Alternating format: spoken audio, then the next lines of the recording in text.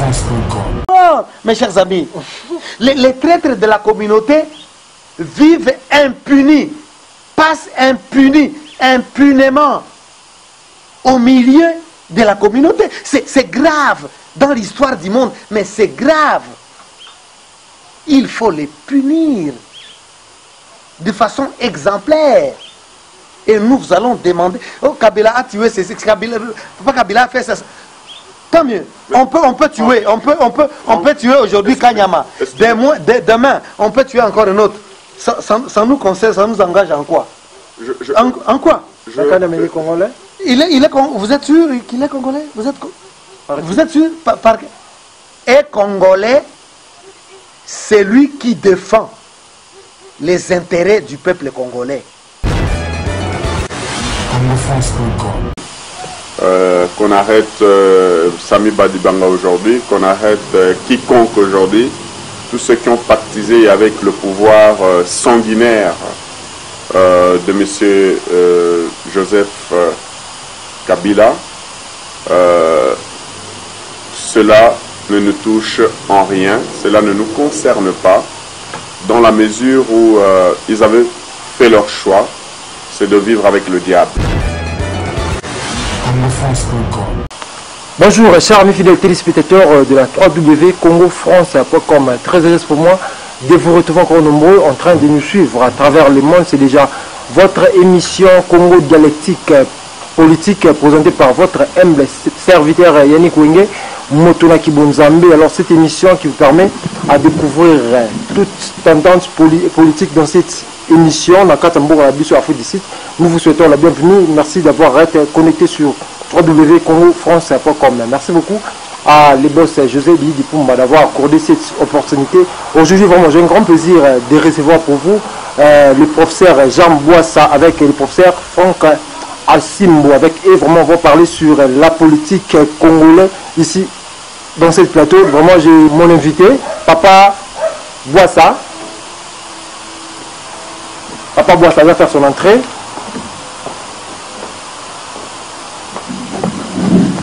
Bonjour papa. Bonjour. Bonjour papa. Bonjour. Prenez place. Merci beaucoup chers fidèles téléspectateurs. Nous sommes déjà avec mes invités. On va parler sur la politique en RDC. Bonjour papa. Bonjour. Comment vous allez professeur? C'est bien, merci. Bonjour prof Franck. Comment vous allez? Merci beaucoup. Aujourd'hui on va parler sur la politique en RDC. Que pensez-vous de l'accord de la Saint-Sylvestre? Bien, parlons de la réussite ou de l'échec ou de l'accouchement d'une souris. Reviendrait à dire que nous devrions analyser cela sur plusieurs formes. Partons des acteurs politiques d'abord qui ont été sur la table des négociations et aussi partons du point de vue historique du Congo. Pour ma part, dès le départ, j'étais opposé à tout ce qui est dialogue au Congo, dans la mesure où nous avons une constitution qui régit le pays, et lorsque la constitution n'a pas été respectée, nous comprenons très mal comment le président de facto aurait pu respecter des accords que vous appelez aujourd'hui les accords de la Saint-Sylvestre, parce que les accords, il y a eu les accords de Saint-City qui n'ont pas été respectés, il y a eu les accords d'Addis Abeba qui n'ont pas été respectés, il y a eu des résolutions qui ont été prises que Kabila n'a pas respectées. Alors, pour moi, je dirais que c'est un mort-né. C'est un mort-né. Bon, prof, hein, quelle est votre impression? Merci beaucoup pour la question. Je crois que s'il faut retracer la petite histoire des 8 derniers mois, je dirais que, au fait, le sujet principal dans le tableau des événements politiques au Congo s'était focalisé sur, au fait, la fin du mandat du président Kabila, qui devrait prendre fin le 19 décembre de l'année dernière. curieusement, à la fin, n'est-ce pas, de son mandat, il y a eu des accords, dis-moi, il y a des épisodes, il y a les accords de la cité de l'OIA et puis les accords de Saint-Sylvestre, de la Cinco. Je crois que nous étions déjà mal partis. C'est-à-dire qu'on voulait faire supplanter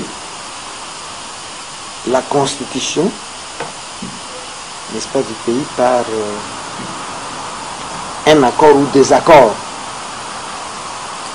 qui, prévisiblement au départ, ne devaient qu'échouer. Parce qu'au fait, les différents acteurs, partis politiques en jeu, étaient déjà des mauvaises foi.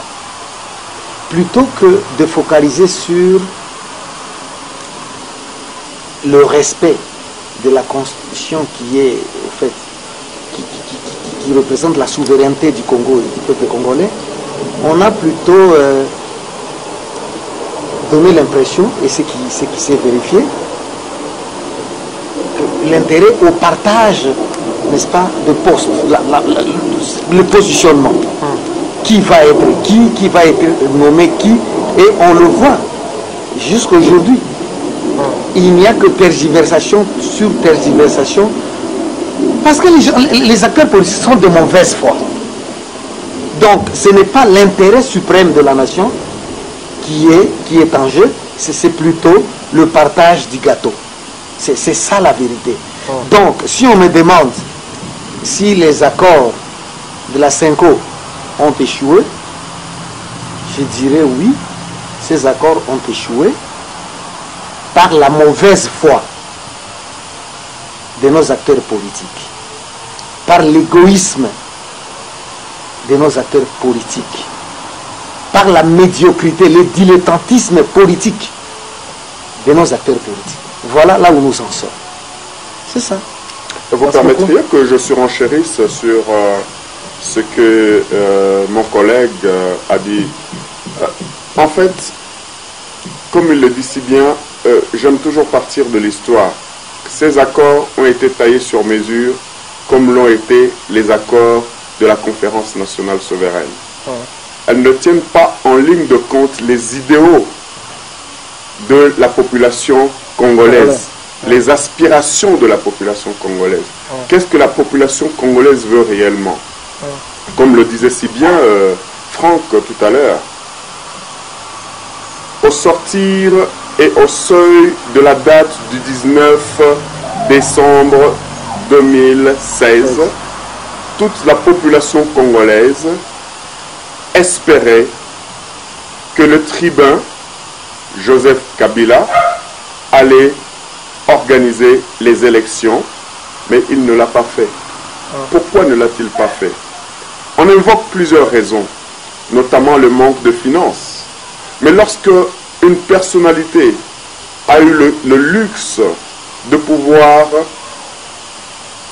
à lui tout seul, emmagasiner 15 milliards de dollars, ce que rapportent les rumeurs, comment se fait-il qu'il ne soit pas en mesure d'organiser les élections? Pourquoi fallait-il attendre la date butoir du 19 décembre pour dire soudainement il n'y a pas d'argent? En discours de Joseph Kabila, il avait dit que non, les élections auront lieu. C'est-à-dire, lorsque vous dites que les élections auront lieu, elles auront lieu quand? Parce qu'il y a une date qui sont des prescrits de la Constitution. Tous les pays du monde sont régis par une Constitution. Pourquoi ne pas respecter la Constitution? Et j'aurais bien aimé, ma foi, je crois que nous partageons peut-être à quelques égards la même opinion que Franck. J'aurais bien aimé que lors d'un prochain débat, vous puissiez amener des personnes qui étaient pro-dialogue, pro-accord, pro-Genval, pro-conciliabule avec le pouvoir qu'ils décriaient auparavant. Donc prochainement, je crois, parce que là, nous avons pratiquement la même opinion, mais c'est aussi bien parce que nous éclairons la population et ceux qui nous suivent. Je crois, ok, je dirais que c'est vrai.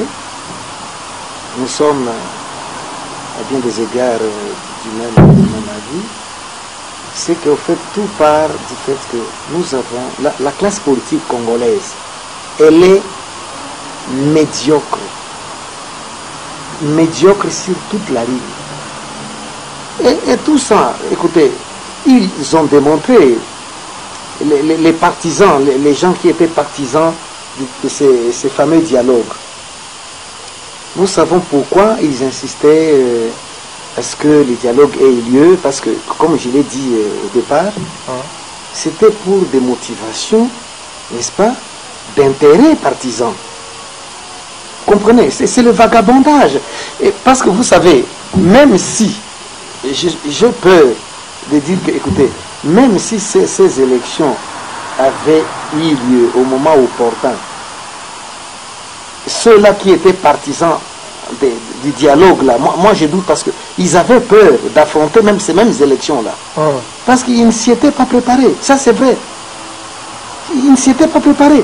Donc, ça relève d'une espèce de tradition, qu'on y a de dialogue en dialogue, pour le partage du pouvoir, au détriment des intérêts de la nation. C'est ça la vérité. Même aujourd'hui, là, écoutez, si on demandait aux gens, écoutez, allons maintenant, soyons sérieux, cette fois-ci au mois de décembre, ce sont les élections qui vont être organisées, des élections transparentes, objectives. Même ceux-là qui sont là, écoutez, partis politiques constitués, ils ne sont pas aussi prêts que nous puissions le penser. C'est ça la vérité. Ils veulent les histoires organisées, vous comprenez, en catimini, derrière, vous comprenez, porte fermée. C'est ça la vérité.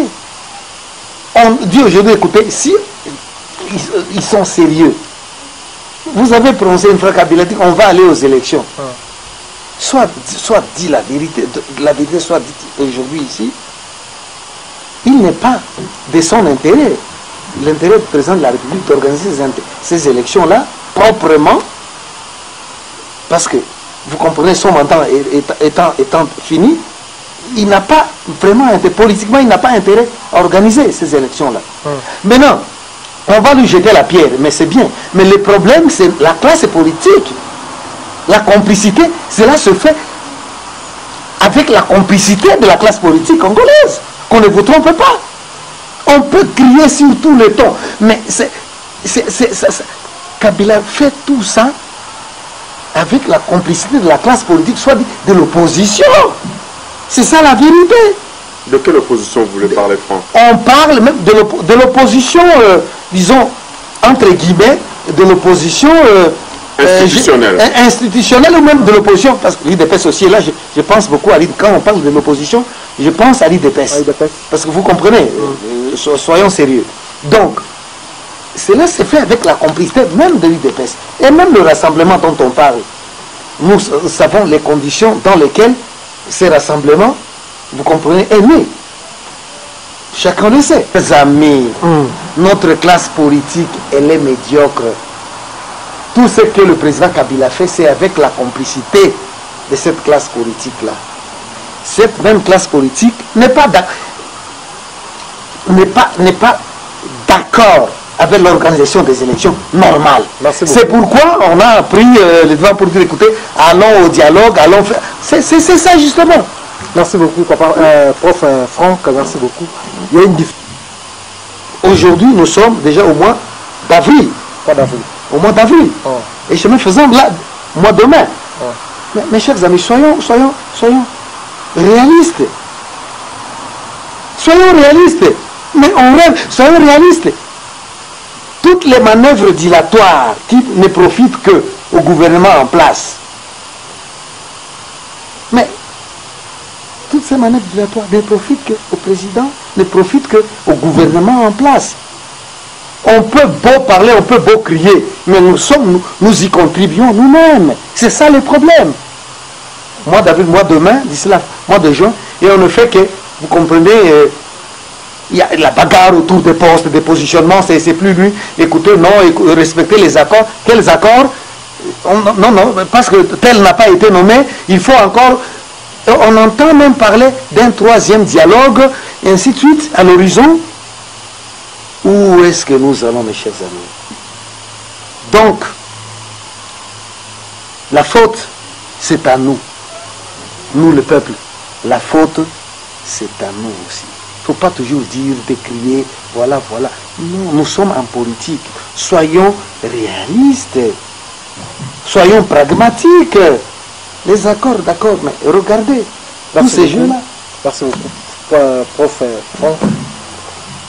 Bien, écoutez, j'abonderai dans le même sens d'idée, tout en ajoutant que, comme il le dit, le fait que la population ne sache pas se prendre en charge, ne sache pas prendre ses responsabilités. Nous avons beau condamner le politicien, mais il y a la jeunesse estudiantine, il y a la diaspora, il y a la population elle-même, ouvrière, tout comme la classe sociale qu'on appelle société civile. Qu'est-ce qu'elle fait? Donc la faute nous revient et nous incombe. Mais cela étant dit, que l'on nomme Tchibala aujourd'hui, que l'on nomme Badibanga demain, on en nommera certainement un autre dans les 3 mois qui suivent, parce que j'ai l'impression que ce sont des situations de 3 mois. Aujourd'hui, nous sommes au 257e jour. Il ne reste plus que 257 jours. Et étant donné qu'on a toujours dit qu'il n'y a pas d'argent, à la fin de ces 257 jours, on viendra avec l'argument selon lequel il n'y a pas d'argent. Faute de temps, on n'a pas pu organiser les élections. Nous allons prolonger cette transition factice. Monsieur le journaliste, nous sommes dans une situation délétère. Et à moins que le peuple, dans un sursaut d'orgueil, puisse se dire dès aujourd'hui, prenons les choses en main, nous allons continuer de décennie en décennie, parce que ça fait 57 ans que nous aurions acquis une certaine indépendance. Mais pour surenchérir sur ce que le professeur et auteur Ngudou Ationgo dit, il est temps que nous décolonisions notre pensée, notre manière de voir les choses en tant qu'Africains. Mais je crois que nous les Congolais davantage aujourd'hui, il est temps que nous lavions notre esprit pour que nous puissions libérer notre pays. Merci beaucoup, professeur Jean Boissa. La SADC au Congo, pour quel avenir politique? La SADC au Congo, géographiquement parlant, le Congo, notre pays, ne devrait pas faire partie de la SADC. Je dis géographiquement parlant. Politiquement parlant, géographiquement parlant, parce qu'en fait, la SADC, ce sont des pays, n'est-ce pas, de l'Afrique australe. Nous ne sommes pas en Afrique australe, nous sommes en Afrique centrale. Mais pour des intérêts géostratégiques et pour, d'un côté, ou de l'autre côté plutôt, la naïveté des Congolais, nos dirigeants politiques, on a préféré, on a choisi de faire partie de cette institution politique. On nous a forcé la main. Voilà. Mais écoutez, est-ce que vous êtes au courant que il y a des textes qui existent disant que tous les pays membres de la SADC, au fait, devraient, n'est-ce pas, voyager librement dans l'espace de la SADC sans exigence du visa. Mais qu'est-ce qui se passe? Ça profite à qui? Et puis les décisions de la SADC, ça va engager qui? Parce qu'en fait, là, il ne faut pas oublier que la SADC fait partie de l'Union africaine, d'abord, un sous-ensemble de l'Union africaine. Quelle initiative aujourd'hui, initiative positive, que la SADC a déjà prise, n'est-ce pas, au bénéfice de notre pays, le Congo? Autrement que des magouilles qui se passent là-bas. Nous sommes au courant des histoires qui se passent. Nous sommes au courant. Je féliciterais plutôt, par exemple, la CEDEAO, qui est la communauté de l'Afrique de l'Ouest. Vous savez ce qui s'est passé en Gambie. Ils ont dit, écoutez, le président, son mandat a pris fin, pour forcer le président à respecter, n'est-ce pas, la volonté du peuple. Les armées nigérianes et sénégalaises, vous comprenez, se sont mises ensemble pour empêcher le président, n'est-ce pas, de continuer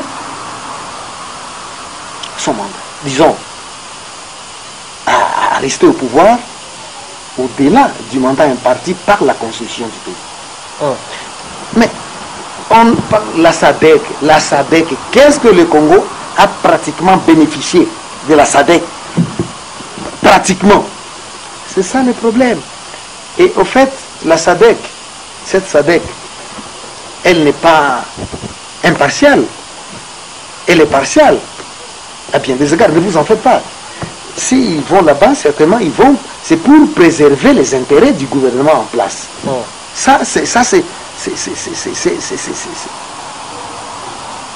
C'est connu. C'est la vérité. Donc, la SADC, c'est pour protéger les intérêts du gouvernement en place et faire perdurer les systèmes en place au détriment donc de nous, peuple congolais. Selon prof Jean Boissa. Ben écoutez, j'épouse son opinion et son avis, c'est tout à fait normal. J'ai eu il y a quelque temps à questionner un de nos représentants congolais qui était de passage ici parce qu'ils ont eu une session au niveau de Maputo, au Mozambique. Et je lui ai demandé de voir d'abord la diaspora congolaise qui se trouvait ici, afin de voir dans quelle mesure, en tant que diaspora congolaise, qui vit dans un pays de la SADC, qui est d'ailleurs le pays qui pilote la SADC, pour abonder dans le même sens que mon frère Franck, nous sommes des otages d'une conspiration internationale à haut degré. Et cette conspiration ne date pas d'aujourd'hui. Nous devrions remonter dans les temps de l'histoire, c'est-à-dire déjà en 1885, avec ce qu'on a appelé faussement faire partie de la SADC. Et s'il arrivait un jour que nous puissions conquérir ce pouvoir, ce sont les premières choses et les premières réalisations que nous allons faire.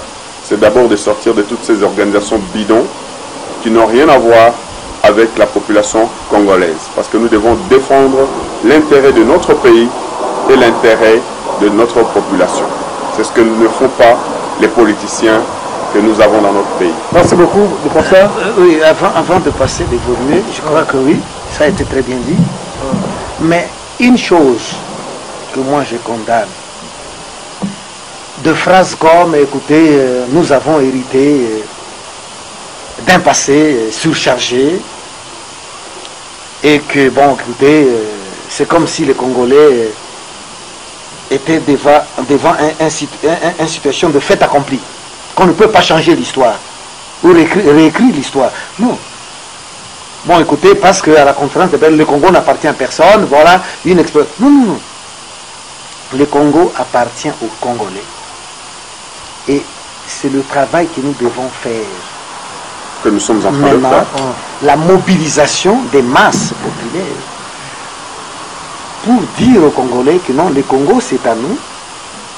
Mais pour des enjeux, n'est-ce pas, de mondialisation, c'est vrai que nous sommes obligés à vivre avec les autres, à coopérer avec les autres. Parce que, écoutez, c'est dangereux de dire que, écoutez, bon, voilà, le Congo n'appartient à personne, nous avons hérité d'une histoire qui a fait que... le professeur Jean Boissa, quelle est votre impression par rapport à l'arrestation du général Kanyama? Bien, je vous l'avais déjà dit dans une première interview que l'on arrête Kanyama aujourd'hui, qu'on arrête Sami Badibanga aujourd'hui, qu'on arrête quiconque aujourd'hui, tous ceux qui ont pactisé avec le pouvoir sanguinaire de M. Joseph Kabila,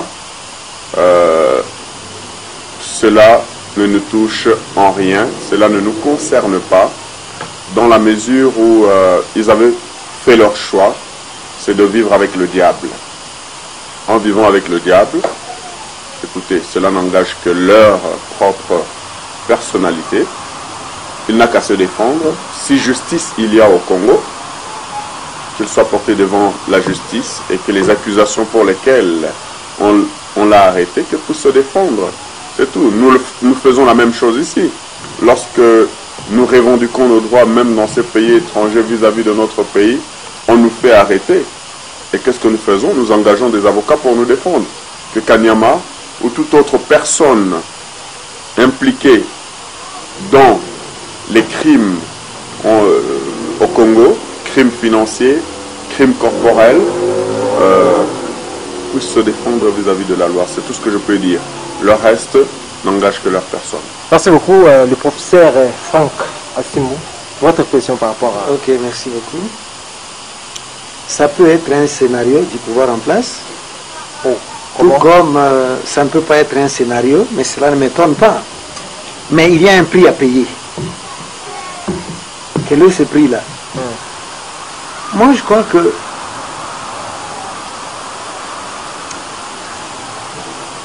dans ces problèmes congolo-congolais ou congolo-rwandais,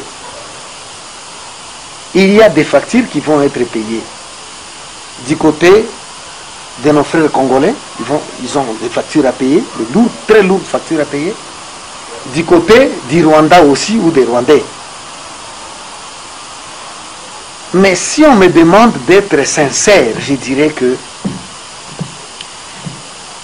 c'est le peuple congolais, les acteurs politiques congolais, qui ont commis le plus de crimes que le peuple rwandais lui-même. Le plus de crimes, et des crimes horribles, impardonnables. C'est celui de trahir la nation congolaise, les intérêts du peuple congolais. Si on peut considérer le pouvoir en place comme le pouvoir, n'est-ce pas, rwandais au Congo, et que ce pouvoir-là fonctionne avec la collaboration des Congolais, les gens à punir, c'est d'abord les Congolais, collaborateurs à ce pouvoir-là. Est-ce que vous comprenez? Et vous nous parlez aujourd'hui de Kanyama, on a parlé de celui-ci, on peut parler demain de celui-là. La facture que le Rwanda va payer, ou les Rwandais vont payer, si les Rwandais ou le Rwanda en est conscient, on peut leur demander un service. Les services qu'on va demander au Rwanda et aux Rwandais au Congo, c'est l'extermination des Congolais, vous comprenez, qui ont pactisé avec eux, qui ont travaillé à la démolition du Congo, à la destruction du Congo, à la trahison des intérêts du peuple congolais. S'ils peuvent faire ça, si le Rwanda peut faire ça, il peut nous aider à identifier ces gens-là. Vous comprenez? À les ratisser, à les exterminer. Je crois que le Rwanda aura fait un grand travail à féliciter. Parce que nulle part au monde, on peut comprendre que fils du pays ou fille du pays, on participe, vous comprenez, à la destruction, n'est-ce pas, de son propre peuple, à la destruction de son propre patrimoine. C'est ce qui est. On peut aujourd'hui condamner les Rwandais, ceci, mais non, mais c'est nous d'abord, mes chers amis. Les traîtres de la communauté vivent impunis, passent impunément au milieu de la communauté. C'est grave dans l'histoire du monde, mais c'est grave. Il faut les punir de façon exemplaire. Et nous allons demander, oh Kabila a tué, Kabila a fait ça. Tant mieux. On peut tuer, on peut tuer aujourd'hui Kanyama. Demain, on peut tuer encore un autre. Ça nous concerne, ça nous engage en quoi? En quoi? Congolais. Vous êtes sûr qu'il est congolais? Vous êtes sûr? Et congolais, c'est lui qui défend les intérêts du peuple congolais, les intérêts de la nation congolaise. Vous pouvez être un ressortissant ghanéen vivant au Congo et vous respectez la conscience congolaise et vous respectez, vous travaillez au développement du Congo. Mais vous êtes congolais. Être congolais ne suffit pas être congolais de souche, mais d'un côté, de l'autre, vous travaillez à la destruction de ce propre pays-là. Vous n'êtes pas congolais. C'est la définition, vous comprenez, civilisée. La définition civilisée du peuple congolais, de la nationalité congolaise.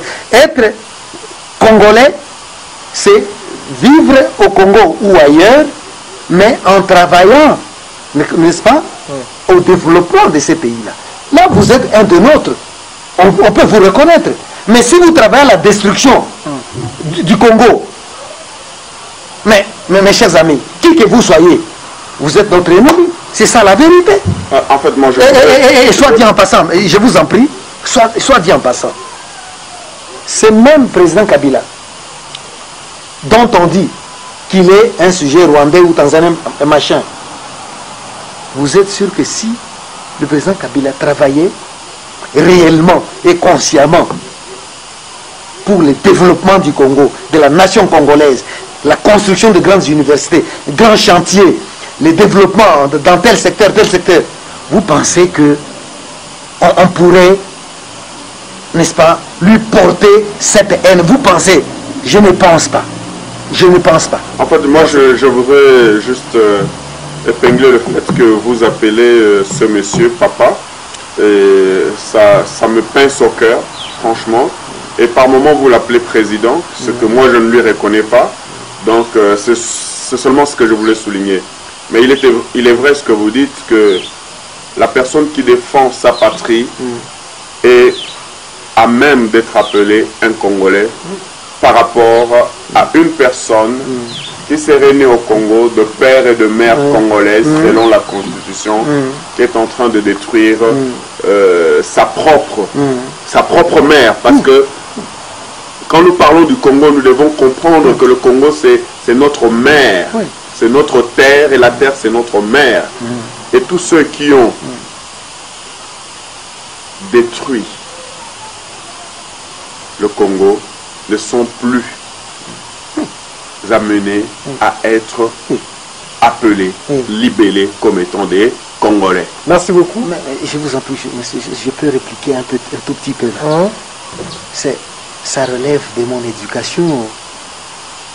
Vous comprenez, quand j'appelle Kabila papa ou je l'appelle président, son excellence. Il n'a que 45 ans, pardi. Regardez, il peut avoir 30 ans.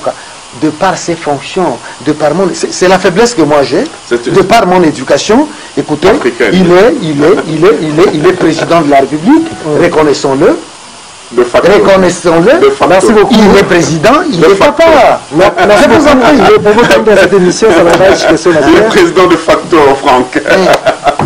Papa Jean Boissa, nous venons d'assister à la libération de Mukungubila. Que pensez-vous? Ben écoutez, je le disais hier, c'est une bonne chose que nous arrivions à une fin pour des procès judiciaires qui ont été des manipulations de toutes pièces, mises en exergue par le pouvoir, orchestrées par le pouvoir. Aussi loin qu'il puisse se porter, nous savons qu'il est de connivence avec certaines agences dans les pays étrangers. Mais le prophète Mukungubila est libre aujourd'hui. Il a obtenu son asile politique. C'est une très bonne chose pour le pays et pour l'avènement de la justice africaine, parce qu'il ne faut pas oublier que nous sommes dans un pays africain, pour lequel, quand même, quelque part, ils ont le respect de leur système judiciaire. Nous avons dans notre pays des gens tels que les Franck Diongo, Diomi Ndongala, et tant d'autres qui ont été incarcérés depuis des années, les Edi Kapend, où il n'y a pas eu un jugement. Cela fait 16 ans que des gens ont été enfermés sans qu'il n'y ait jugement. Mais lorsque nous voyons des gens ici qui jouissent quand même des libertés fondamentales, de la liberté des droits humains, cela est à louer et nous nous réjouissons qu'il ait pu obtenir, qu'on ait pu laver cet affront. Mais je suis enchérirai aussi en disant que ce n'est pas seulement la victoire de Mukungubila qui nous rend joyeux.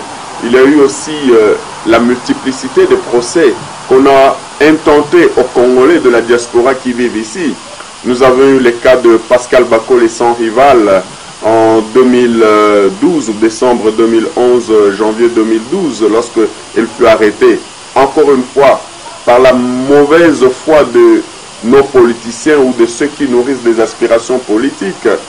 Et il a été lavé. Nous avons eu le cas des 20 combattants. En fait, on avait arrêté une panoplie de Congolais et on en a trié sur le volet 20 par le pouvoir en place qui était resté pendant près de 6 mois dans les géoles sud-africaines et nous avions rapporté une victoire. Et après, il y a je dis merci à toute la communauté de la diaspora congolaise qui vit en Afrique du Sud, qui s'est galvanisé pour que, enfin, nos frères, nos sœurs ne soient pas déportés tel que le voulait le pouvoir en place. Merci voilà, beaucoup. C'est une joie pour nous. Merci beaucoup, professeur Franck Molmoza, à la fin, votre point de vue par rapport à la libération de Mukungubila. Qu'on en était fiers. Seulement, il faut se rappeler qu'on ne fait pas de la politique pour le simple fait de la faire. Donc, il faut conquérir le pouvoir. Il faut conquérir le pouvoir. Donc, on lui souhaite bonne chance et qu'il soit fort. Le trajet, le parcours est très long. Des embuscades. Téléspectateurs, nous sommes arrivés à la fin de cette émission. Cette émission a été réalisée par Douglas Poto Nicaragua, Bureau de la presse et Cédric Kitoko. Merci beaucoup à Les Millionnaires, Fondation Blaise Kalati. Merci beaucoup à le boss José Didi Dipumba. Merci beaucoup encore à tout le monde qui a suivi cette émission. C'était votre émission Congo Dialectique Politique qui était présentée par votre humble serviteur Yannick Wenge. J'étais avec les professeurs Jean Boissa et les professeurs Franck Asimbu.